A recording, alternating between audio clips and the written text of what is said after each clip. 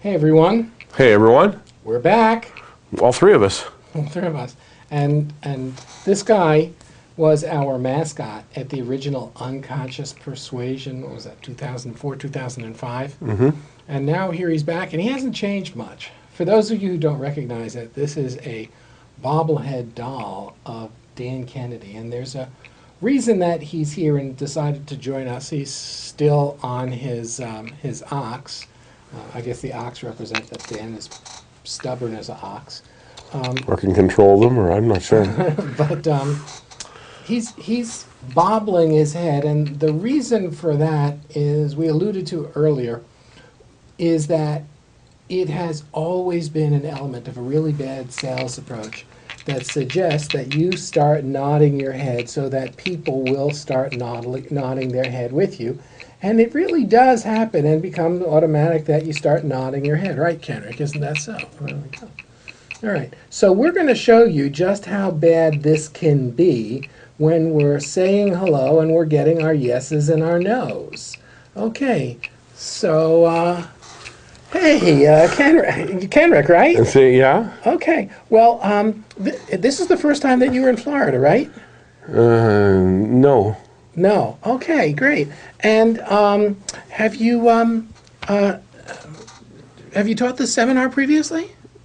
Yeah? You have. Great. Yeah. That's fantastic. And do you like teaching this seminar? Oh, yeah. All right.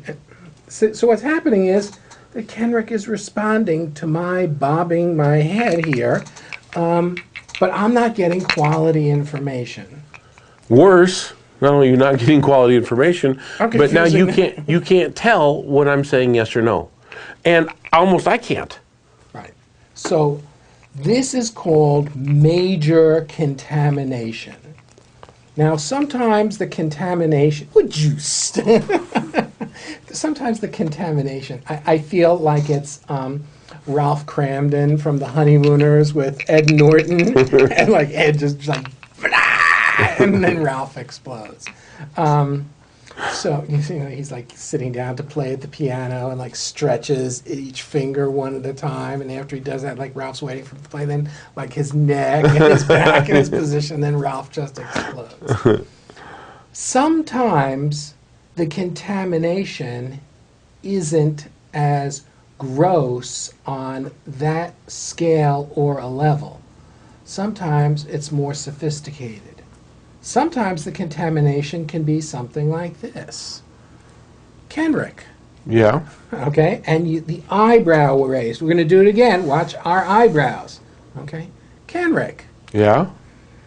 Once you do anything, before you ask your yeses or your nos, you are tramping on their responses with muddy shoes.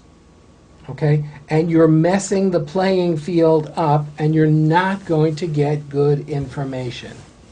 You're really ruining things for yourself, making your job as a persuader that much more difficult, because you have to clean up after yourself first. And actually what's going to happen is you're not going to clean it up. The odds are, if you contaminate that bad, you'll probably miss the sale and you won't know why. That's the problem. Moreover, is that it's like reading the hypnosis script. You'll not know when the person changed, if they changed, or if they didn't. You'll not know if you had trouble or you had success. You won't know. And if you talk to hypnotists that have been trained this way, one of the biggest things they say is, I wish I had more surety that what I'm doing is actually working. Because they don't know. If you ask them, why are you unsatisfied? After all, you should be helping a lot of people. When they get truthful with you, they say, but all I'm doing is reciting an induction and reading the change. This goes back to the hypnosis office that I was working with. Someone bought the company who had no background in hypnosis, and he decided that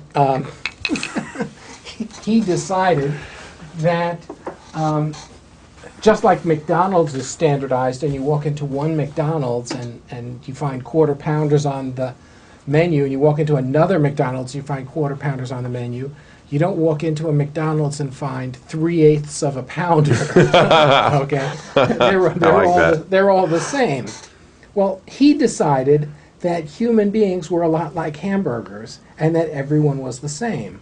So if Kenrick had a problem and wanted to stop smoking, and the person next to Kenrick had a problem and wanted to stop smoking, they got the exact same treatment. Now, the last time I looked, Kenrick, your fingerprints were different than anyone else's. We don't share the same fingerprints, okay? And every person deserves the courtesy of individualized attention. And when you take everybody and you put them in the same boat, then you start getting really crappy responses. And that's what he wanted to bring to the hypnosis business. Treat everybody the same in the exact same way. Someone from that group, who will go nameless, made the quote when he wanted to get hypnotists to work for him for cheap. He coined the expression, "I could train a monkey to do hypnosis." And in fact, you probably could train a monkey to do hypnosis his way. But that's why his clients didn't get good results. If you want to get really good results as a hypnotist, you need to follow the statement that Erickson, who said, "I invent a new method of hypnosis with every client I meet." Another great thing that he's really talking about is utilization. He's utilizing what the client is presenting, and every client presents differently. Throughout our interchanges, Kenrick has taken whatever I have offered and utilized it to go to the next level. He's never tried to box me into a particular spot. Well and said. He's never said, "Okay, Harlan, that wasn't the response that I was looking for." You don't come across like an automaton, and if someone doesn't give you the information that you're looking for, this is not the time and the place to go back and repeat the question like O'Brien in Room 101 in the end of 1984, where you just keep repeating the question, or the dentist with Dustin Hoffman in Marathon Man, "Is it safe?" That's not appropriate. Wow, where do you come up with that kind of stuff, man? That's good. It's Trivia. really good. That's Trivia. good. So It's really good. The bottom line here is you've got to be flexible. We're in Florida now, and Florida is known for a couple of things. Number one, it's known for orange juice, although that's disappearing because the land is too expensive for orange groves. And number two, it's known for hurricanes. And in hurricane season, if you're ever out or look out the window in a hurricane, you'll see the palm trees are swaying in the wind. The fruit trees, the tropical fruit trees, can be all the way over on the ground, and as soon as the hurricane goes by, they're back up again.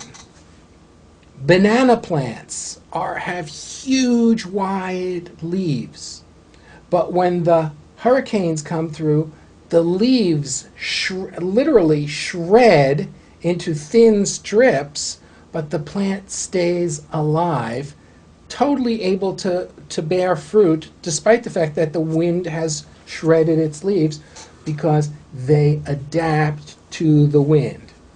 Now, you take a pine tree from up north and you put it here, and the first hurricane's going to come, and it's going to snap like a toothpick Becomes a projectile. and become something dangerous. Unless you can be that palm tree that sways in the wind when you are doing persuasion, the first thing that the customer does that is unexpected is going to throw you off cue. And that, by the way, is why I've always said that I don't like canned sales presentations. Now, today we're going to be talking later on about a method of presenting that's really powerful and really effective, but it's not a canned presentation, it's a strategic presentation. There's a giant difference. But I've always said, you know, for example, when I started selling, I had to memorize about 20 pages or whatever it was and say it word for word. Well, of course, I didn't get results when I did that because, I mean, you know, it works on a few people and it doesn't work on many. And that's the problem that you have when you try that approach. But the same holds true if you've run on a particular track for years, or even months or days for that matter, and you're not flexible enough to change it. These are the tools with which you get inside someone's head and do that. So are you interested in going further? Maybe tomorrow? Maybe tomorrow.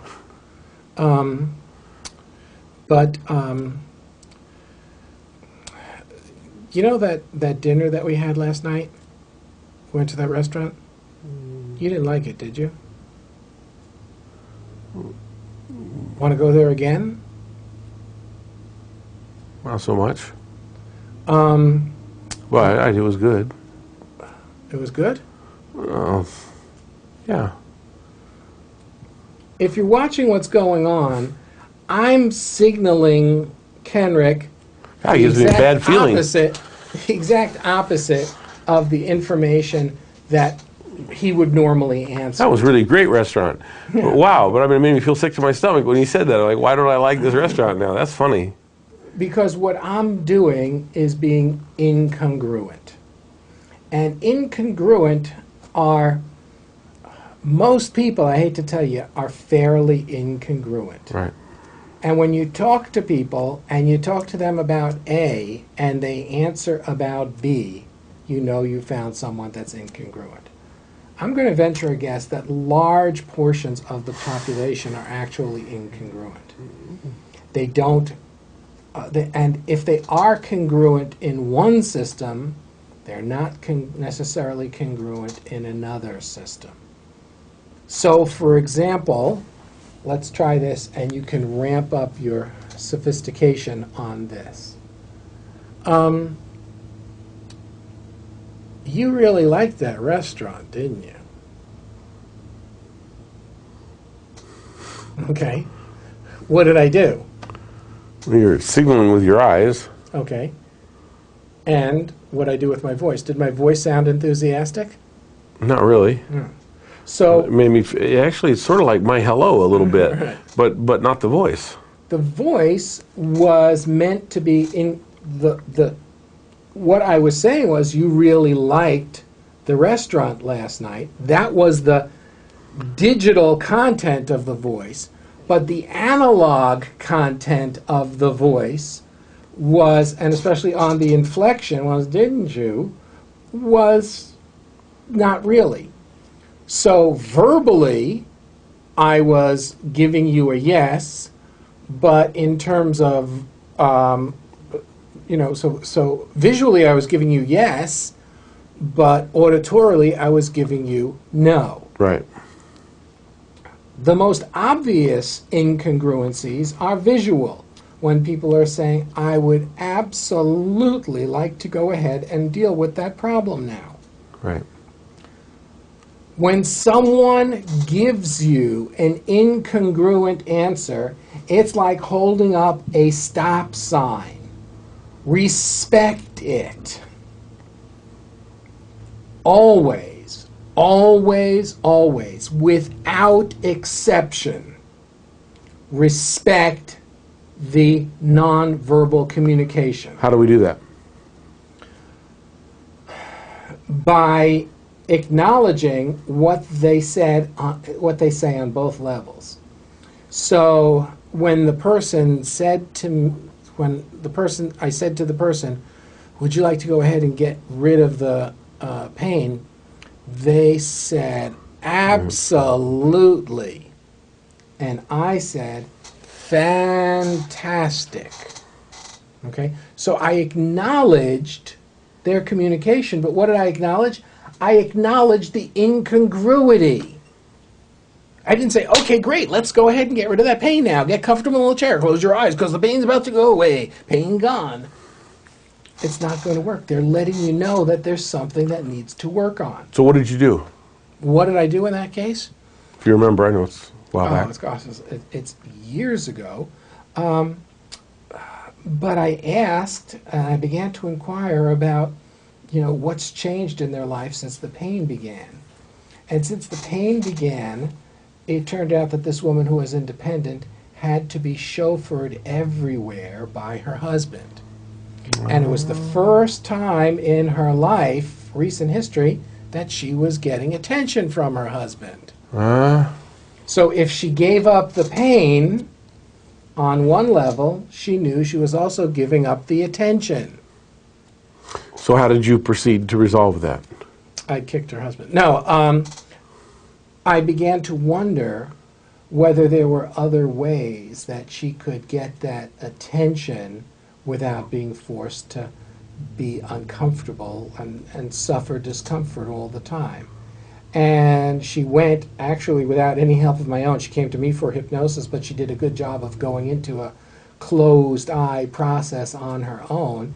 And when she came out of it, I said, I'm curious whether you found the answers that you needed and you'd like to go ahead and do something about that pain now. And she said, let's go. Okay. So if I didn't stop and respect her signal, there is no way that I would have gotten the results. Exactly right. Here's a story. Just over 2 weeks ago, the woman who actually I told you about, the neighbor who's a royal pain in my derriere, wanted me to hypnotize her kid to do well on an upcoming achievement test. Okay. Why didn't you hypnotize your kid to do like her husband did instead of make a fool of himself? So the kid comes over. We need to edit that. Mommy comes. It's okay. Mommy comes over, and mommy goes into the room and leaves me with the kid. And the kid is like, "Oh, have you ever seen hypnosis before?" "Yes, someone jumped around on stage as a bunny rabbit." "Well, I don't do that kind of hypnosis." Blah blah blah. All the standard stuff that I do. And then I said, "Okay, are you ready to go ahead and gain that confidence on tests?" And she gave me a no. And I said, okay. Well, I'm kind of curious because Mom brought you here for, I acknowledged it. And I said, I'm kind of curious because Mom brought you here for something, for relaxation on tests and confidence on tests. Is there something that you'd really rather have for yourself? Because it's your hypnosis session. Mom may have brought you here, but it's your session. She's not sitting in the chair, so she doesn't get a vote. And there's like this. And the girl said, I'd like to be more outgoing and meet friends. And can you help me be better in a softball game I have this week? And I said, absolutely. And is that more important to you than the confidence in tests? And she said, oh, I don't want that. That's my mother wants that. Okay. So which one do you think I worked on? Yeah. Okay. You respect the signal. Basically, she was saying, I don't want what my mother wants. I want what I want. And any good hypnotist would respect that and not go where you're not invited in. And as you sit there getting more and more relaxed, getting ready for the test that's coming up this week, and thinking of how well you're going to do, and when you sit down with the test with the pencil in your hand, your mind will instantly become relaxed and you will be able to go into a profound state of trance where you will be able to take the test and I'll be thinking of my games right, and my friends and stuff like that. While everyone else is taking the test. Right, and I'll probably really screw up the test. Respect the messages that your clients are giving you. If you don't respect those messages, you're probably going to be disappointed in their results. So, notice how everything ties together, okay? And it's going to continue to tie together. Unless you have pulled your head out, and unless you are able to pay attention to what the person next to you is doing, you're missing the incongruous communications that people are giving you. That's right. Incongruous communications. We're sitting in my office. Wait a second. I want to just make sure of something. Someone has an incongruent communication. Their verbal is different than the physical movement they're making to support that. We have a few options. One option is play back both in the same way they did it. Absolutely. That's courtesy. Okay, that's courtesy. And showing that you got both levels of communication. What do we do then? Okay. I want Then, to break it down for everybody here. okay. So then the next thing you want to do is you want to wonder about first of all, they may need some time to work on it. I can tell you stories that when the master that we've modeled had people who came to him for change work, and he would ask them that question, and they would give him an incongruity. He never even began the work until they had done whatever needed to be done on the inside. Sometimes he would just say, sometimes he would say, I'm not sure that you're ready yet, come back in an hour. And then they would go inside wondering why he thought that they weren't ready, and sometimes they would do it. Sometimes he would send people away 3 times. Eventually, something would click, they would go within themselves, find out what was holding them up, do the necessary internal work in order for change work to finally take place. Yeah. Nothing wrong with that. Next piece is that in going ahead with it is you can tell people a metaphor, which we're going to talk more about shortly, where in the metaphor they can find the resources that they need and then come back and check with them again. Again, as an example of metaphor, we've talked about the My Friend John technique. But never, ever, ever plow ahead and ignore the communication. A second thing not to do. Kenrick, I noticed that when we were talking and I asked you a question, you said yes, but you shook your head no. I'm wondering why you did that. Never bring the incongruity from subconscious. This is unconscious persuasion. Never take material that the unconscious mind has put into the unconscious and bring it to the conscious without permission. There's a reason it's in the unconscious mind. Leave it there. A lot of people will point that out and say, I'm curious as to why you don't do it. Respect their intelligence, respect their persuasion. If you go ahead and you succeed in persuading someone who is giving you incongruous signals, but you go ahead and push on, and you do close the sale, what can you expect, Kenrick, what's the next step going to be? Cancellation, some kind of upset, some kind of feeling like major buyer's remorse. Yeah, exactly. Yeah. Okay, so you may think that you're like really smart by pushing the sale. It's gonna bite you in the butt in a day or two, because you may get someone to take the next step, but if they aren't fully aboard with you, you're going to pay the price. Right. Okay.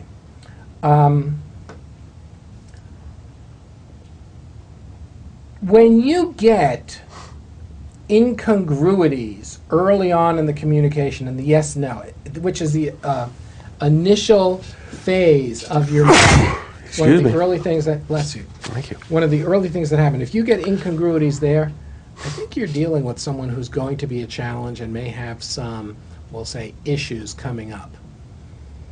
So be alert as to incongruent communication. Pay attention. Okay, so here's our challenge for you over the next couple of days. Okay, now this is not an exercise for you, it's just kind of be aware of these things. As you go through your day, as you go to the supermarket, as you go into a bar, as you go and you deal with people, What incongruent communications are you seeing? Are you hearing an incongruent tone? Are you seeing body movements that don't match what the person is saying? Okay? And are you being fully congruent? Are you saying yes when your body is telling you no? You know, there's an old expression that I always mess up, but it goes something like, if one person tells you you're drunk and you know you're not, keep enjoying yourself. If like 3 people tell you you're drunk and you say you're not, it's time to go lay down in the bed. Right. Okay. You need to become aware that you should be fully congruent in all systems. If you ignore warning signals, What would be an example of being incongruent in one of your systems? okay.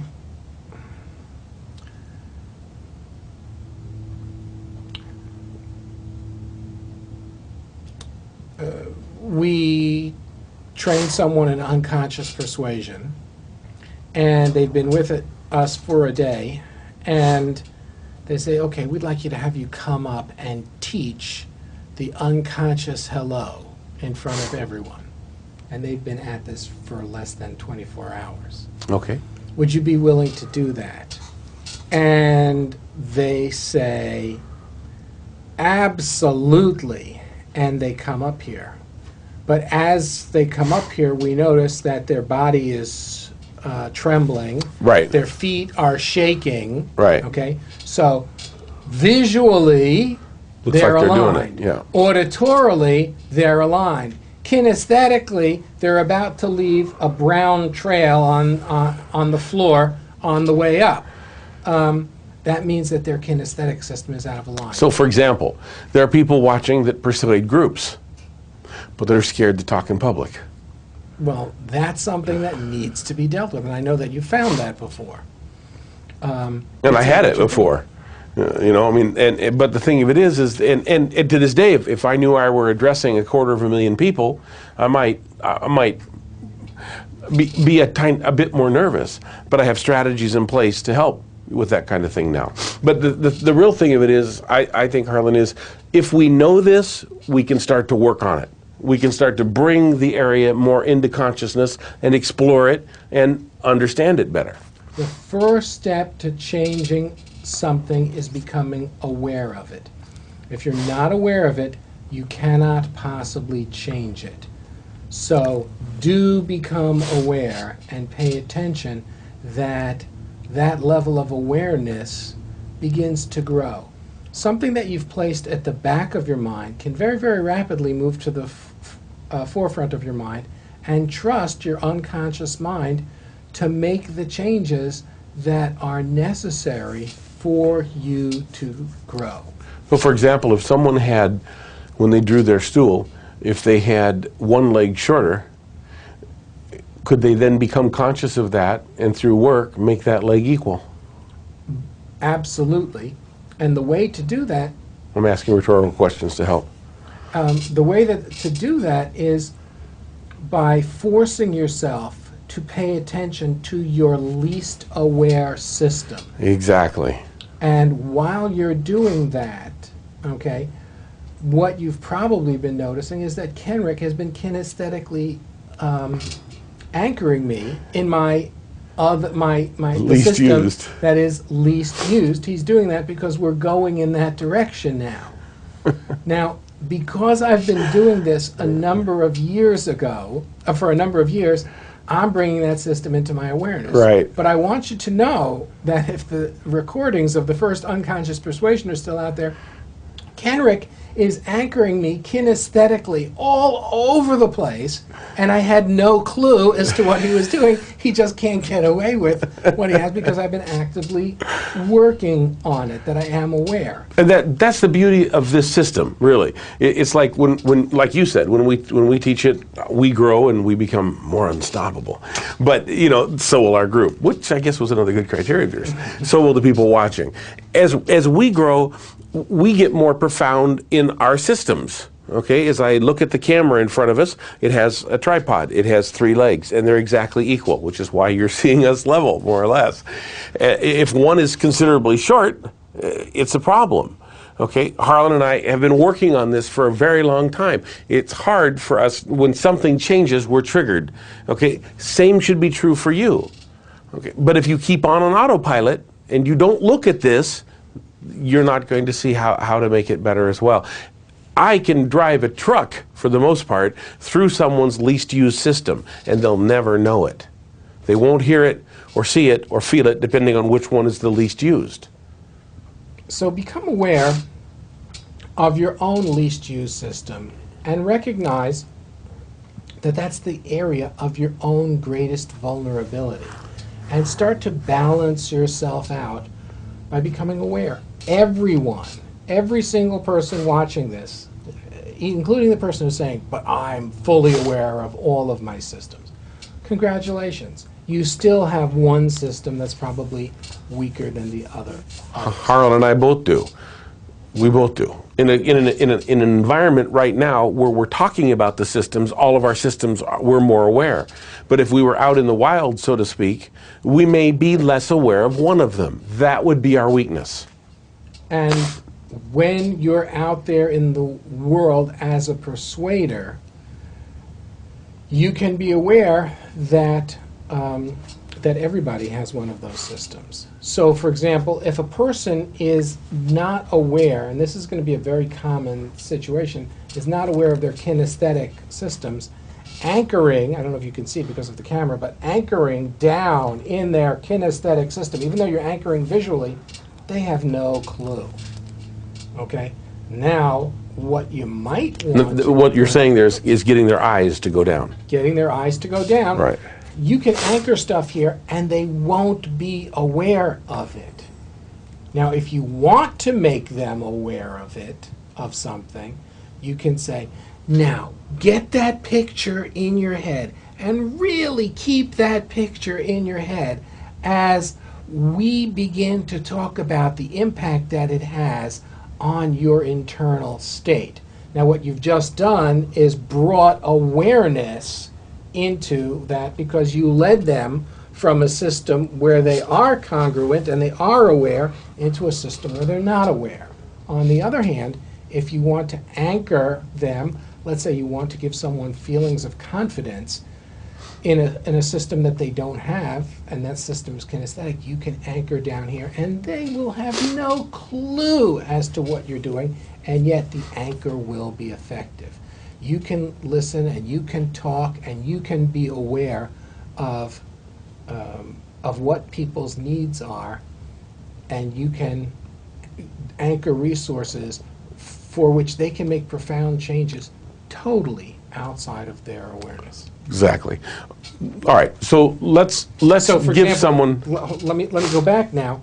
Remember when I talked about working with that young girl who had anorexic areas? I don't remember the systems that were out of awareness, but I recall that I believe kinesthetic was in awareness and visual or auditory was not in awareness. Because she was a dancer, she had control over her body, and I don't believe, I believe that maybe auditory was not, and I had to move stuff from visual into auditory, from kinesthetic into auditory. I had to load up auditory and lead her to start using that system.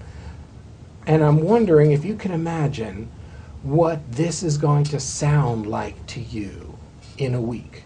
Okay, forcing her into a system that was out of her awareness. To bring balance. To bring it into a balance. This was someone who had a very, very short leg on one of their stools. Right. And that was part of the problem.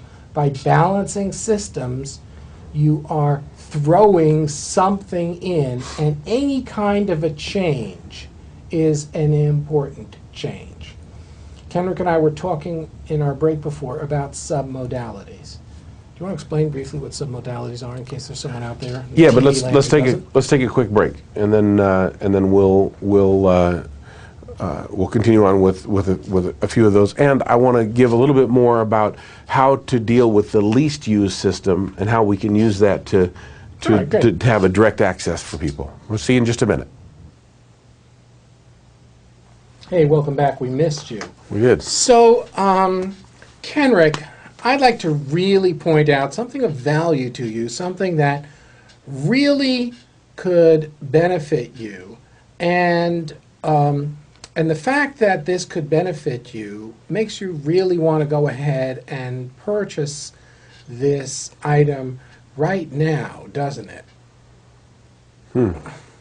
Okay. So what I'm doing here is doing just about everything inelegantly. I'm leading him with my head, and I'm not elegantly anchoring in an unconscious system. I'm like waving my hand down here, flapping away like in some way totally calling attention to what I'm doing. That's not anchoring in an unconscious system. There's a term for that. Do you know what it is? I have a few ideas. Well, this one's called being an idiot. Okay, good. That's a good term. Okay. Because unconscious anchoring is about elegance. This is not elegant. You're calling attention to it and you're forcing it into consciousness. What's the first thing you need to do before you go for out of conscious anchoring? What do you need to make sure that you do first? Know what's in consciousness. Okay. And what do you do with that system? Feed it. Okay. Give it stuff to keep it occupied. Oh.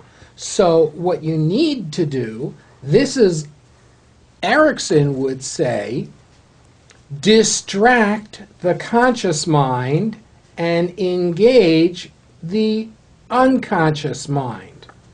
Okay? Erickson always tried to distract the conscious mind. He never ignored it. By translating that here, what Kenrick has just said is utilize, occupy, feed the conscious system. If the person is a visual, give them material in their visual system. Okay. Then, when you go to the system that is unconscious, they don't notice it. But if the only thing you do is use that unconscious system, you've just destroyed one of the best assets that you had.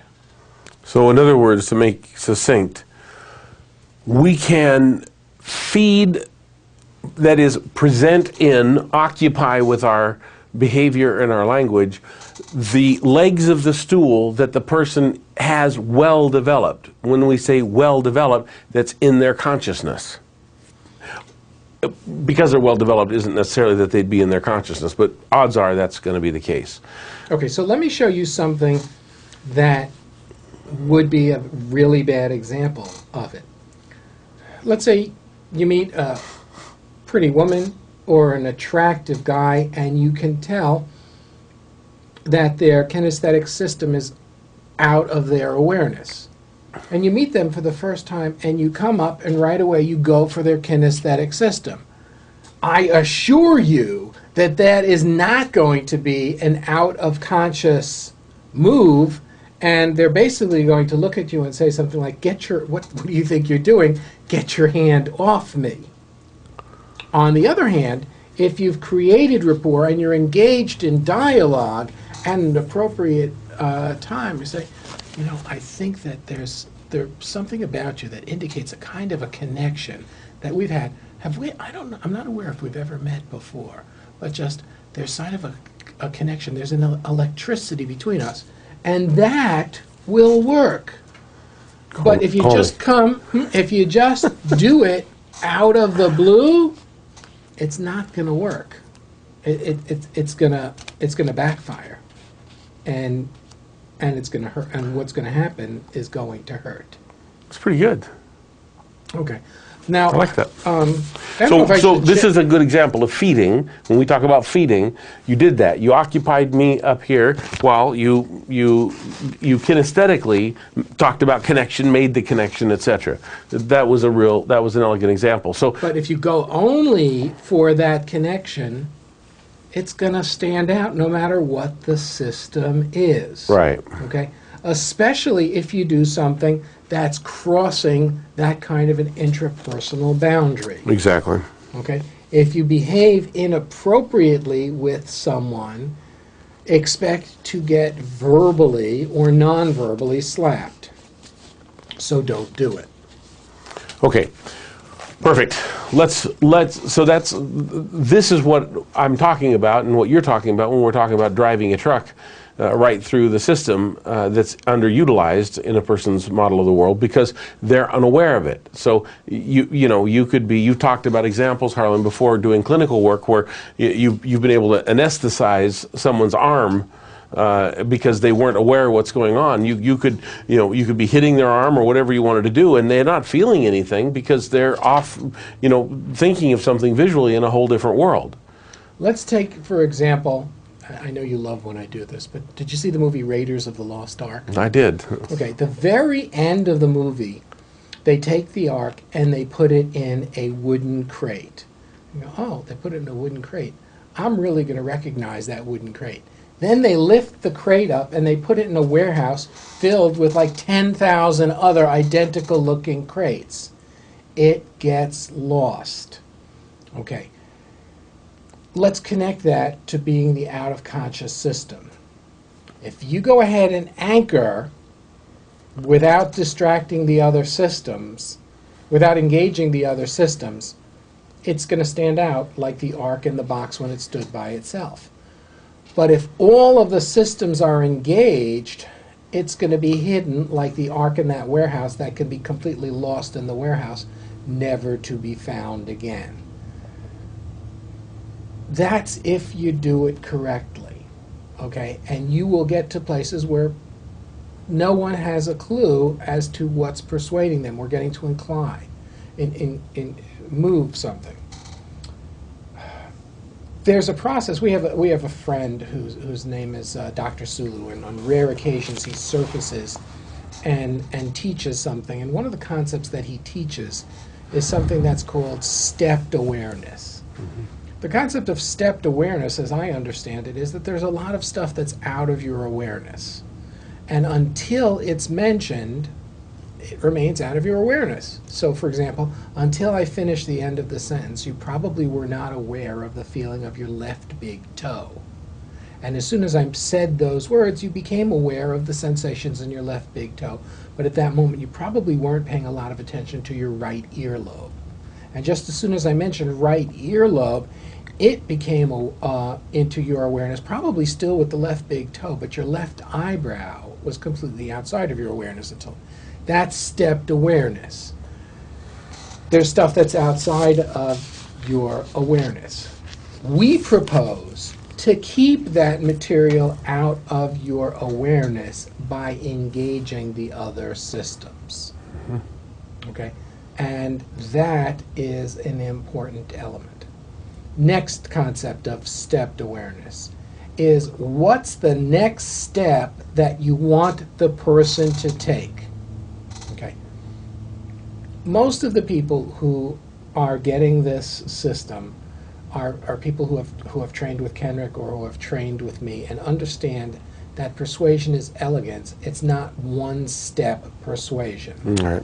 I'm not going to go for someone's unconscious system, anchor their unconscious system, and walk away with the sale of a car. No. That's not the way it works. It may be that the next step that I want them to do is to get in the car and take a test drive. Right.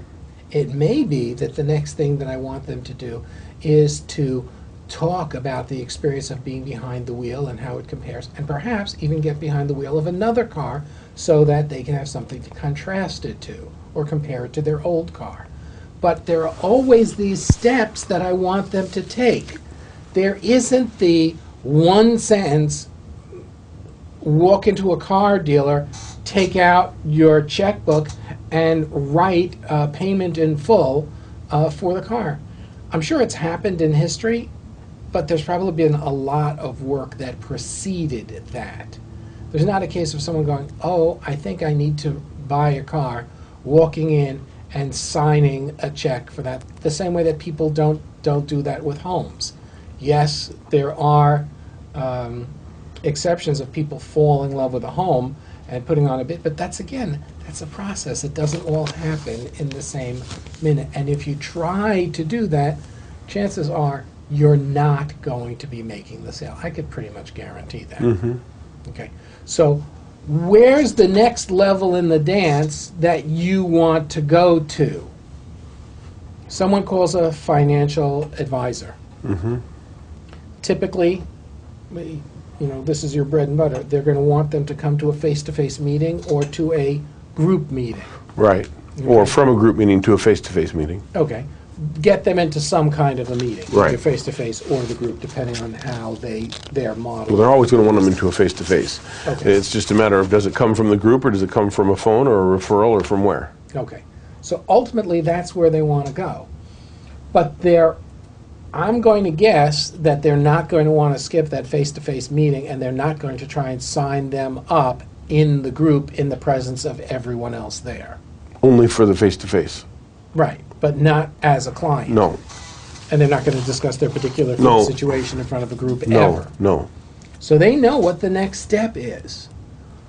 How can you take your persuasion efforts and break them down into the steps that your customers usually take and get them to go to the next step, using your best efforts to get the next step? Now, if you're doing this on a web page, Joe Sugarman said it best. The purpose of a headline is only to get them to read the first sentence of your sales letter. The purpose of your first sentence of your sales letter is only to get them to read the second sentence, and so forth. Okay? One step at a time. If you ignore that and just put if you put a newspaper ad and you just put a phone number up at the top and said, call to order now, and you didn't have anything describing of what they were going to get, how many orders do you think they would pay for the cost of that ad? No. Okay. You need to go step by step. What are the steps that you want the person to take? Do you want them to read the next paragraph? Do you want them to turn the page? Do you want them to pick up the phone and call you and book an appointment? Do you want them to keep the appointment? Always figure out the steps and aim your persuasion efforts at the next step. Don't aim it overall at the entire process. Let the process come. Aim at getting each step. When you do that, you're really controlling the situation in a much better fashion. Exactly. Perfect. All right. I want to elaborate for a little bit before we end this DVD. Man, we're flying. This material is unbelievable. And Harlan, I want to thank you, because I think, had you not suggested that we do an actual studio version of this like this, I doubt it would have ever been done. So this is the first time I think I've ever done a full-on product of this level in the studio. So this is really enjoying this, and I hope those of you that are seeing it, real high quality, real good information on DVD that you can watch, that you can see online, etc. It's also incredibly practical. If you stop this and go back where we indicate, the level of your learning will just be incredible. What I want you to know is, if you have, and I hope I'm not talking to anyone right now, but if you have just watched this straight through, you're probably sitting there right now with a sense of real overload, or wondering, wow, where can I find all the practical stuff? That's how I felt, and that's how Harlan felt the first time we went to see this master. I mean, I'd come with many, many, many years, certified trainer and trainer at every level with all of the originators.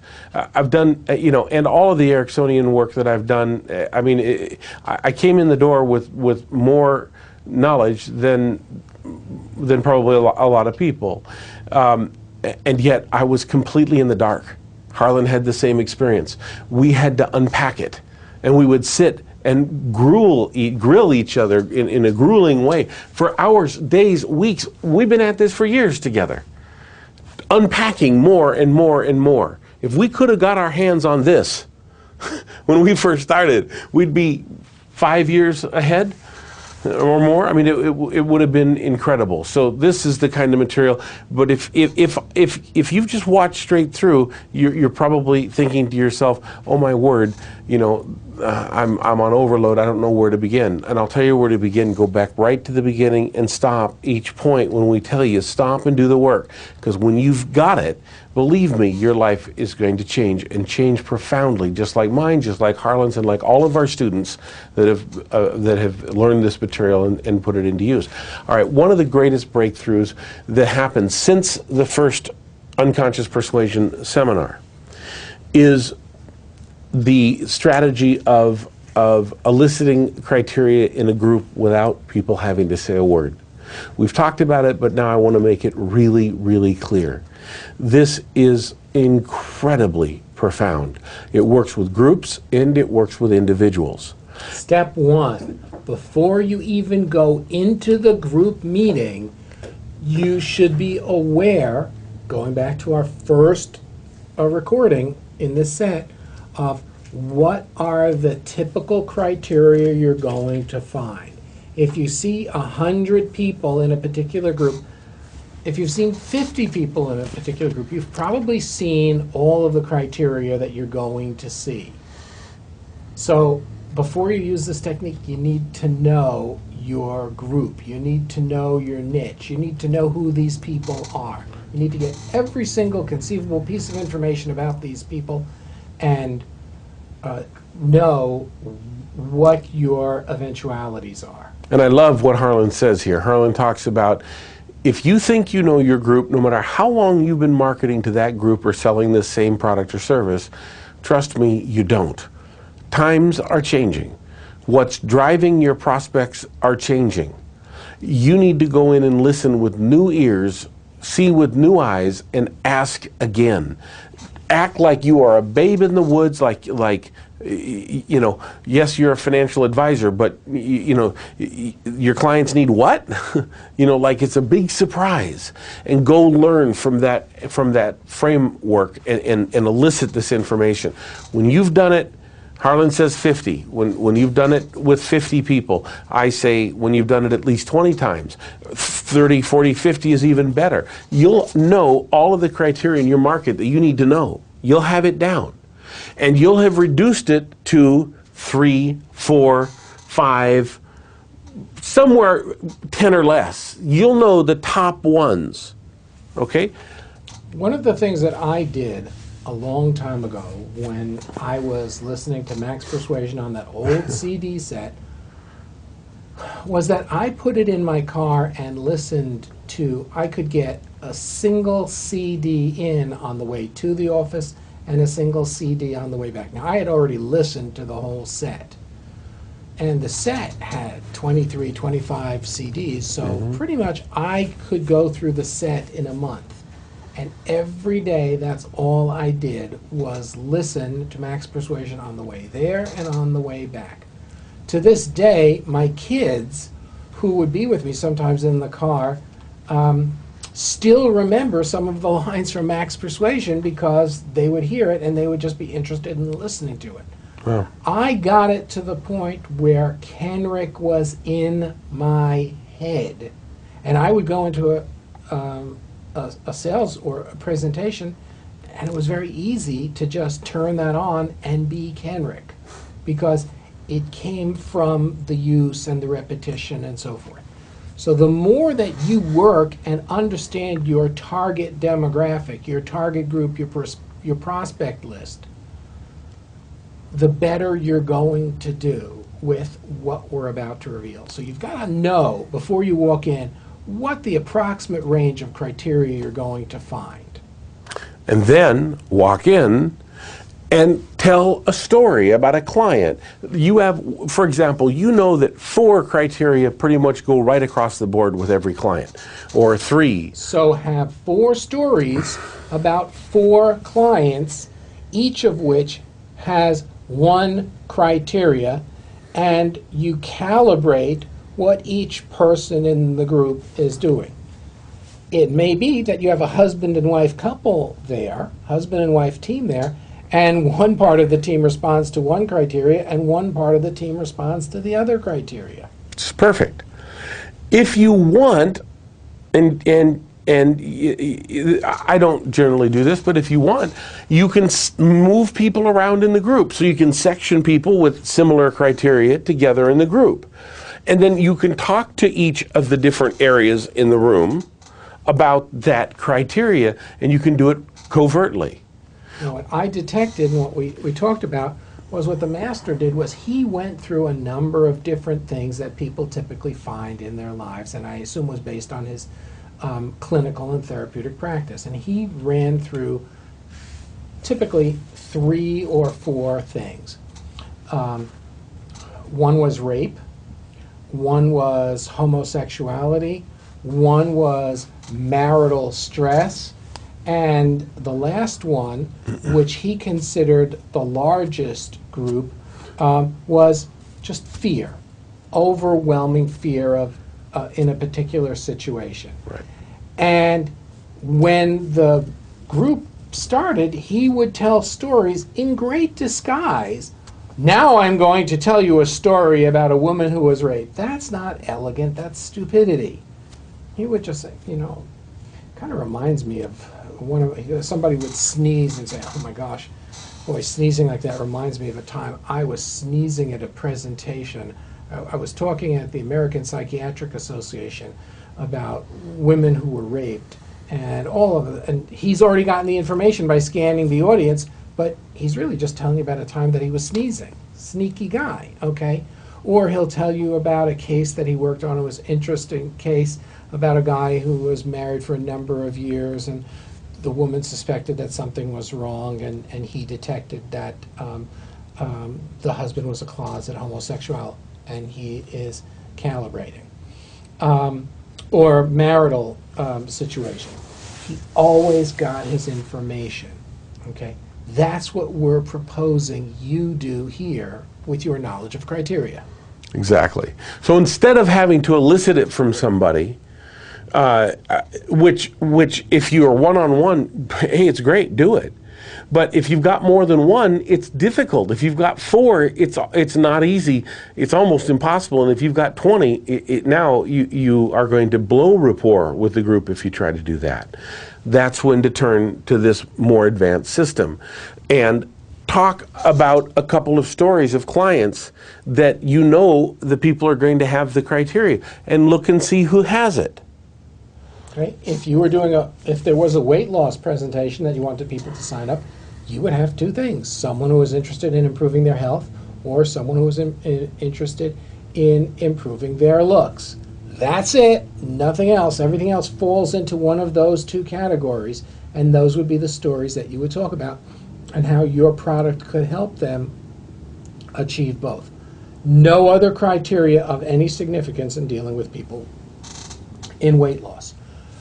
Your goal here at that point is only to gather information, not to solve, not to persuade, but only to gather who has what criteria.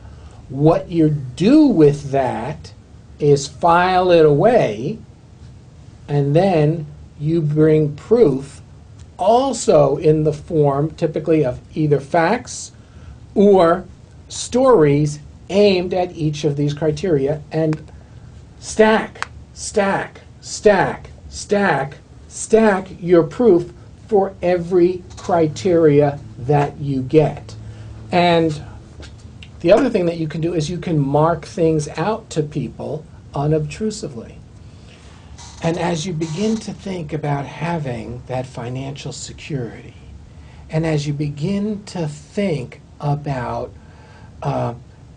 being secure that your money is growing without you paying a lot of attention to it, and mark things out, remember, because you haven't engaged with these people directly, you looking at someone or marking it out or pointing is going to just fly right by them because you haven't dialogued with them about their criteria. Right. Exactly.